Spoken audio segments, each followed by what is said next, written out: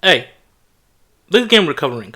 Infamous. First Light. Okay, so time out, let me get this straight. We are covering a game that is a side story came from the main game, which we haven't even done yet. Yes, so the side character becomes a main character in this situation, right? Again, yes. You know what this reminds me of, right? No, what does it The Suicide Squad, releasing August 5th. We just made this joke in the last video. Go check it out. Yeah, I know. But this time I'm making it, nigga. I'm funnier. The game is part of the Infamous series, developed by Sucker Punch Productions, known for games such as the first 3 games in the Sly Cooper series, Ghost of Tsushima, and of course, the Infamous franchise, and published by Sony Interactive Entertainment. Infamous First Light is a standalone DLC to Infamous Second Son. It stars one of the side characters, Fetch, a girl with the ability to use neon as powers. The story expands on what we already know about the character, and does a deep dive into what made her into who or what she is. What, nigga? What the fuck? Who she is. Alright, that's enough with the backstory. Let's get into the game. Run it! The game opens up with a Star Wars-esque scroll.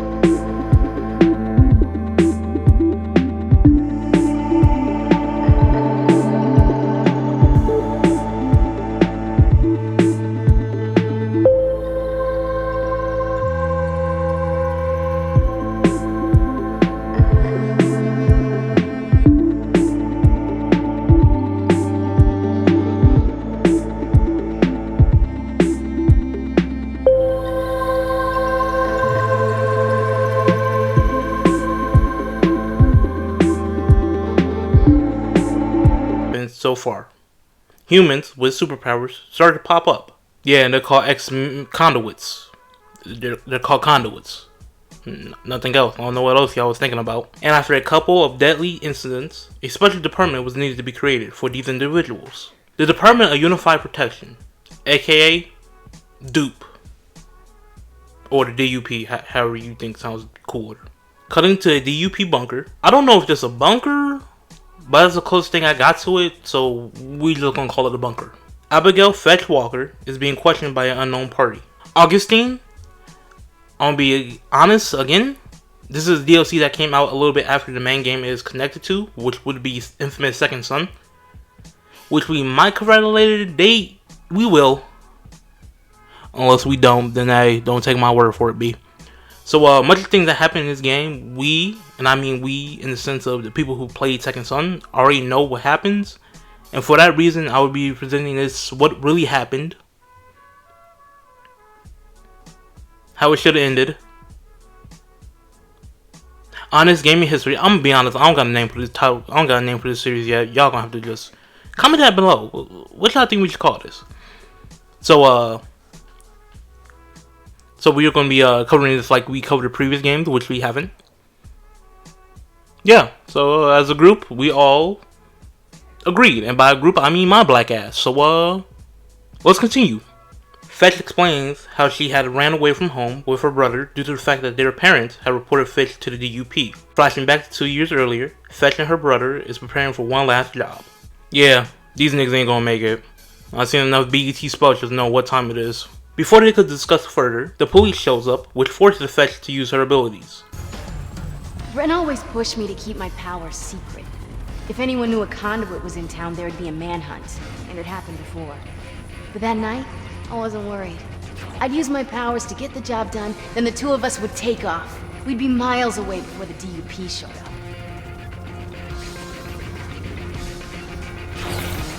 After escaping, Fetch coaxes her brother for the location of the last job. Arriving, she is met with some resistance by the Akurians. Akurians. However you pronounce that shit. There's some Russian gang, I'm gonna be honest, we really don't give much of a backstory for them. But she is able to get her hands on the duffel bag, until she breaks the cardinal sin of robbing niggas. don't get greedy. If she would have just grabbed the bag and left, she would have never found out they kept the backpack on him. I'm gonna be honest. She and Brent probably would be gone already. Story over. Surviving an explosion and a huge fall, Fetch drains some of the neons to re-up her energy and starts to run back to the boat, but halfway through gets a call from her brother saying the goons have shown up. Arriving at the blown up boat, this causes Fetch to start to panic, transporting her back to the first night in Seattle. Later, this guy snuck in and tried to steal what little we had. And I was about to make him pay for it. But that night, we established the rules. Rule number 1, no powers, no matter what. Soft ass nigga. We might lose some gear, but Brent didn't want us to lose us. That was so called for. But with her brother gone, Fetch loses control. Cutting back to present day, I'm gonna keep it a beam. Every time she loses control of her powers due to these panic attacks, they cut back to the present to allow for the player to try out the new ability she got. So we, as a collective, and again, I mean collective as in my black ass, decide to skip these sections unless they add it to the story, which they don't. So we skip them bitches. After some training, Fetch goes back to telling her story, returning back to the morning after, where Fetch meets Shane, a man that employs Brent. Yeah, this nigga's an end villain. Or I guess the main antagonist, or something of that nature. What I'm really saying is that there isn't really a set bad guy at the start. Maybe the Alcurians. That's it. But on the side note, this nigga sound hella familiar. Like really familiar. Thank you. And if you think of anything else, then call me on Brent's phone, alright? Yeah, sure. Whatever you say, sweetheart. Just make sure you take care of that, alright? Fuck is on my man's head? Is that a mullet? Oh, this nigga definitely the villain. After releasing some neon gas that goes all over the map, these are used as upgrades for Fitch, which she has to collect. Think about Crackdown and those orbs you collect, but this time as some races. With Shane telling Fetch that he has been looking for Brent, Fetch decides to help Shane and his gang, to the point where she earns the nickname, the Grim Reaper. From riding on top of vans protecting Shane, killing Alcurians, saving Shane's men, tracking down people with the help from Jenny, a hacker, who was also voiced by Ashley Johnson, who voices Ellie in The Last of Us. That works for Shane. Who is this pink bubblegum suit wearing ass nigga, looking like a bottle of fucking Pepto-Bismol? After freeing hostages, Fetch is contacted by Brent, who's her brother. I think I mentioned that yet. I'm free. I think someone's attacking the Currents. I'm making a run for it. Where are you? I don't know. Hold on. In an alley near the South Monorail station. Oh no, they're coming back. I gotta hide. Brent? Brent! Arriving at Brent's location, the duo is reunited for all of 8 seconds before Shane captures Brent and uses him as a hostage so he can keep using Fetch. Let's be honest, Fetch could have easily put Mr. Mole on the shirt right here and gotten her brother back. Because up to this point, all she's been doing is killing the Alcurian gang. And thinking about it, even when she killed some of them, they was holding up Shane's men at gunpoint, so she's used to quickly killing people. Seeing Brent being taken away triggers another panic attack, which forces her to remember a bad time in her life. While being homeless. Getting hooked on drugs. Brent saw where it was headed. He even hid my stash trying to get me to kick it with. But I was in too deep. It just felt so good. This bitch is I couldn't stop. I mean, I couldn't. she was a crackhead. I needed control. We're playing as a recovered crackhead. Let that sink in. After training some more, Fetch continues the story, explaining that since the DUP was starting to pour into the city, and that Shane was trying to get an even tighter grip on the city, to prevent that, Jenny, the hacker, decides to help Fitch track down drones and destroy them. And an attack helicopter. An attack helicopter? The fuck? I guess. Hey! Another cool ass Easter egg. I ain't even mad. Jenny then sends location after location that could be holding Brent, in which Fetch has to quickly zip through the city to get to them. Hey, you know what? Jenny's actually kinda cool. I like the chemistry. I hope nothing... Yeah, Fetch. I did what Jenny forced me to do. She knew the price of betraying me. The question is, do you? My brother. You'll kill my brother. That's good. You dead Now, ass. don't let Jenny's death be a waste. Well, technically, Do what she I is say dead ass when I because, you say, know, she's. and your brother lives. Her ass is dead. Yeah. But besides that, why is she looking like Emily from Emily Wants to Play? And I just realized the voice actor for Shane is the same as Dawson's brother in The Second Son. After Jenny's death, Fetch is forced to cause chaos in the city to get the chief of police alone and to protect Shane while he speaks to the chief.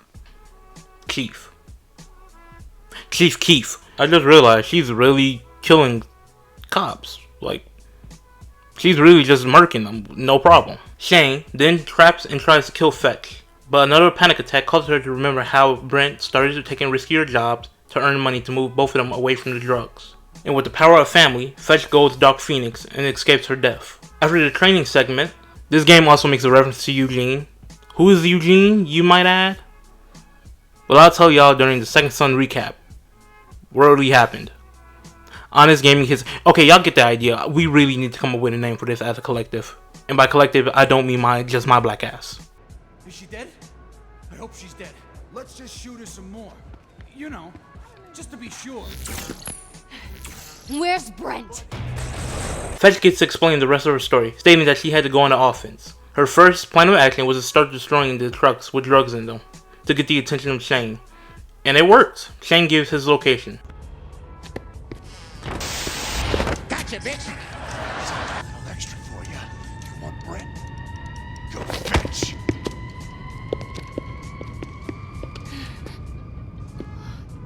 Dukes? Open fire! Shane! Get out here! You think drugging me is gonna keep me from Brent?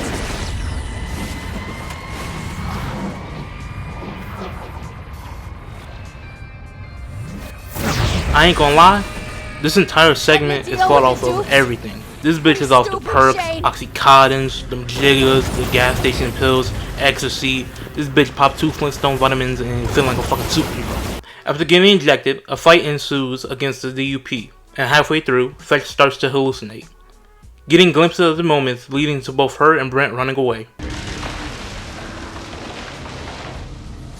Why he come in the house like he don't people?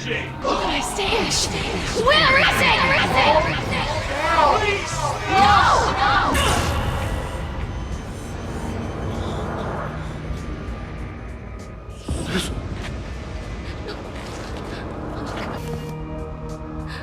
I'm so sorry. I was confused. I was seeing things. Shane, he made me. It's okay. It's not your fault. No. I need you. I can't do this alone.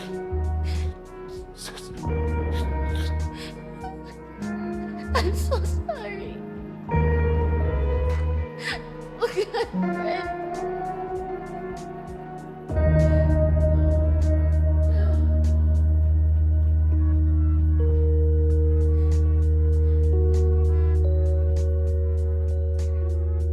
Damn, but what about family? After this, Fetch let herself be caught by the DUP. Cutting back to the present, Augustine reveals to Fetch that she had caught and locked up Shane, and wants Fetch to send this man to the Shadow Realm. I ain't gonna lie, I fucks with Augustine for doing this. Granted, later on we discover why, but for now, I fucks with her. But Fetch is too eager, which leads to Shane escaping. Pursuing him, Fetch is forced to take down the DUP to get in her way. Correct me in the comments if I'm wrong, but is Augustine helping Fetch? Because Fetch is found by a random ass drone that just so happens to crash a little later. And along the way, some more drones come on that have neon in them that can be shot down. It feels hella convenient. Finding the APC, Armored Personnel Carrier, that Shane stole, Fetch discovers that the vehicle is empty. Yeah, just like my bank account, nigga. If you want to help out, hit that like button, subscribe, share it. Also, comment down below. Does that do anything for my bank account? It could, I don't know. Let's see what happens. Following some footsteps in the snow, Fetch finally finds Shane. You back off now. Damn you. I ain't afraid of no junkie.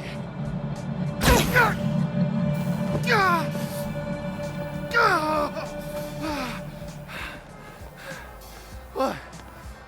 That it, bitch? I knew I should have killed you. Straight off!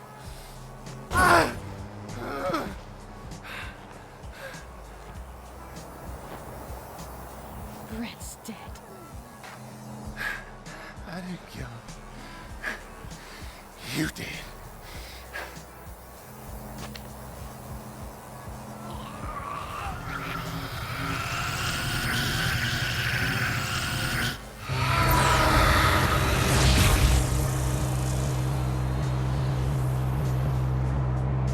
You see that, Brett? I'm gonna make this right.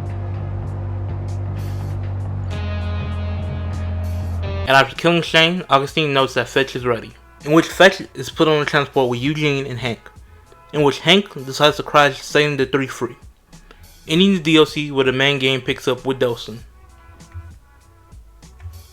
Let's fucking go, baby. It took me less than fucking 7 minutes.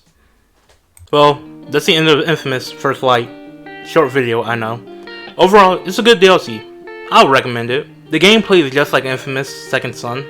It makes you feel like a hero, or in this case, a superpower villain. And Fetch's powers feels more fleshed out compared to Delson's, whose power I won't spoil, since this video is on First Light. And I'm gonna keep it a little secret. Well, it's not that much of a secret, but yeah, I got the point. The game looks amazing still, just like its predecessor.